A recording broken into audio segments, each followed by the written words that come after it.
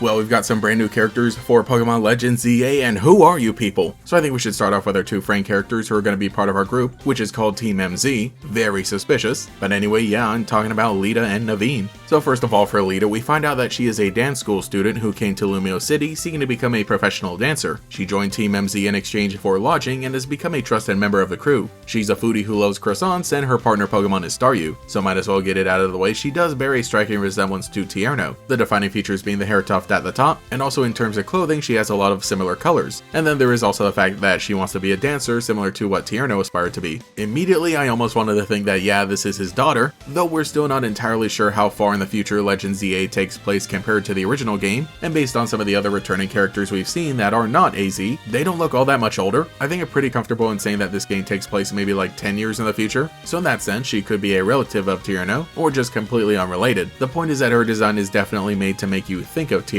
Again, maybe not necessarily being like a super obvious relation, but when you see her you're supposed to be reminded of him. So it could also be like maybe she's influenced by Tierno because who knows what he's doing nowadays. Oh, also I just want to mention the really funny detail, because Tierno is definitely a big guy, and Lita is a lot thinner, but having the big oversized hoodie gives her some similar shape language to Tierno still. I just think that's funny. Then we also have Naveen, and we find out that he's an aspiring fashion designer who's earning a reputation in Lumio City as a designer shrouded in mystery. He joined Team MZ in exchange for studio space, and his partner Pokemon is Scraggy, but he's not fond of battling. So I like his design, it's really nice, and that jacket is so cool. I wouldn't necessarily say that he's like related to another character or reminds me of another, but if we want to get extremely crack theory, he does have a pin on his tie that is the same shape as that of Aegislash's shield. And you know who else had a neck accessory reminiscent of Aegislash? That's right, Serrano. So I don't want to put these two characters together and say, oh yeah, definitely this is Serrano's child, but if you wanted to believe that, I think you could. For one thing, they both share white clothing, and I think an aspiring fashion designer being the son of, you know, someone who's dripped out and has a lot of money does make sense. I'm just gonna throw it out there as an interesting observation, mostly based on the ties. I honestly don't think they're related, and honestly about these characters together, Lita and Naveen, I don't think they're supposed to be directly related to anybody that we know before, aside from Lita definitely being inspired by Tierno. The most interesting thing about them both is that they have a Mega Ring on their left wrist, and seeing their respective partner Pokemon of Staryu and Scraggy makes me think that we could see some Mega Evolutions for Starmie and Scrafty. Like, they're not even trying to hide it. Otherwise, I think those are some great Pokemon for them both. Staryu and Starmie being Pokemon that move around and can definitely dance if they wanted to, and then Scraggy and Scrafty both being clothing-based Pokemon. They're just really cute and they fit really well. Now, let's go ahead and talk about Corbeau. This guy looks stripped the heck out and is definitely a Poison-type trainer, as we find out in his bio, and he is the leader of the Rust Syndicate. It does kind of seem like an evil team maybe,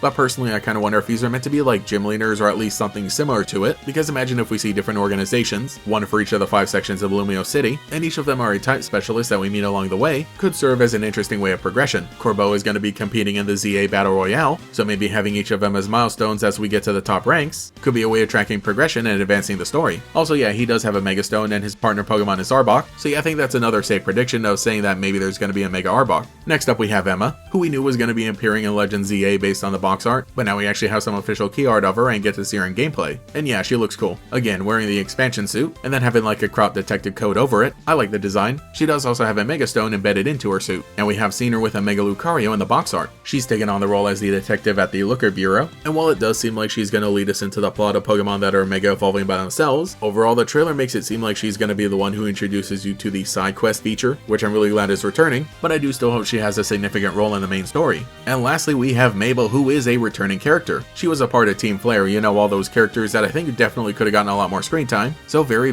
weird to see her going from a villain to basically the professor of the region. Well, you know, not the region, but she is the acting director of the Pokemon Research Lab, so I guess a lot of people in Team Flare actually got some redemption, though not Lysander because he's dead and Xerosic because he's a terrible person, and I really do hope that we get to see all the other Team Flare women, especially Bryony. But yeah, very interesting that she's basically going to be the Professor Laventon of the game, in that we report all the research to her, and we'll get some cool stuff throughout the story. But dude, why is she sitting in a gamer chair? A Team Flare gamer chair of all things. Like, it's honestly just crazy that like the Team Flare branding is stuck around. Who the heck is running it?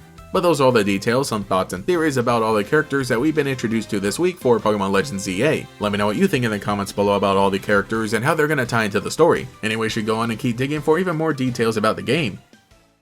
Thank you to every channel member for your continued support, including the Great Gators, Alex with Shiny Hunts, Shash, Cosmo Zero, Tyler Hopper, Wakadox, Koi13, Cemetery Hill, Cheez-It62, Gator Kid 509, TF, Mathaclog 947, Taijirai, Justin R, Phantom, and Quago. If you would like to support, see your name here, get access to emotes for comments, live streams, and sometimes early videos, as well as a members podcast, you can become a channel member today. You can also follow me on Twitter and Blue Sky as well for more memes. Anyway, this is Gatorex, and I'll catch you all later.